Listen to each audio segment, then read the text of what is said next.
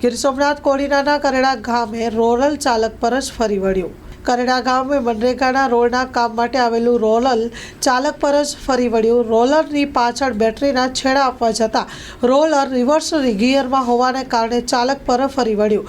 દિવાલમાં ટકરાયા બાદ ફરી બીજી વખત ફરી વળ્યો। ચાલકનું ઘટના સ્થળે જ મોત નીપજ્યું। મૃતકને કોડીનાર પીએમ અર્થે ખસેડવામાં આવ્યો છે। સમગ્ર ઘટના સીસીટીવી કેમેરામાં કેદ થઈ છે। Story report by Parag Santani, Gir Somnath.